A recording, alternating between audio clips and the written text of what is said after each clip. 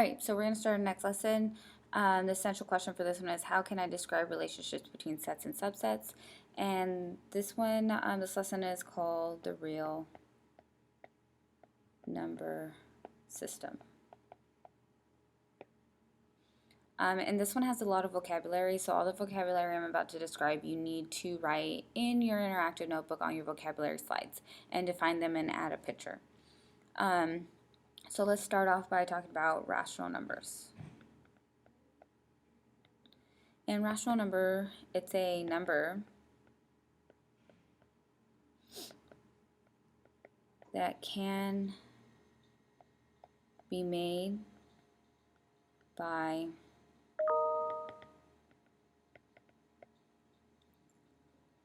dividing two numbers.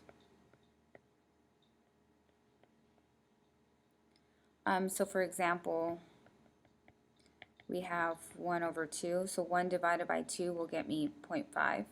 That's a rational number. Negative 3 over 4, that will get me negative 75. That's a rational number. And so any decimals, really, fractions, those are rational numbers that can't be simplified to a whole number. So let's go on to irrational. And this is a new one. Irrational number, they are numbers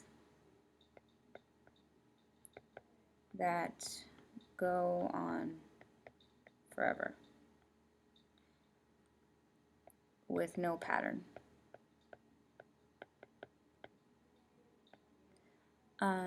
So there are squares, so square roots that aren't perfect. So this would get me like some random number, so on, so on, so on.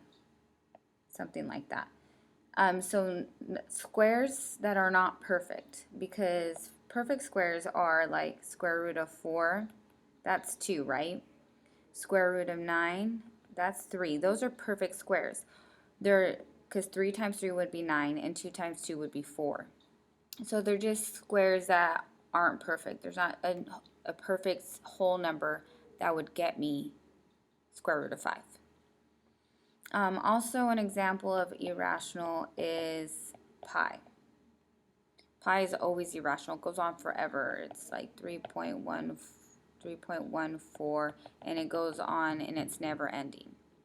Those are irrational numbers. After irrational, we're going to talk about integers. And integers are whole numbers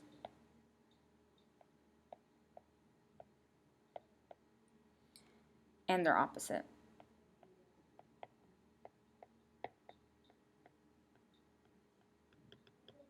So for example, we have negative 1, the opposite is 1. Negative 2, the opposite is 2. 3, the opposite is negative 3. So it's whole numbers and they're negative. We also have counting numbers. No, not counting numbers next, sorry. We have whole numbers. And whole numbers are all whole numbers and 0. So 0, 1, 2, 3, 4, and so on. No decimals, just whole numbers. Then we have counting. And counting are all whole numbers, not including 0.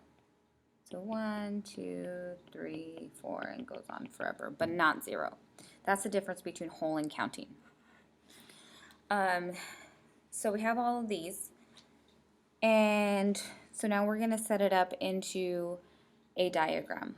So let me get a fresh sheet, and this whole thing is going to be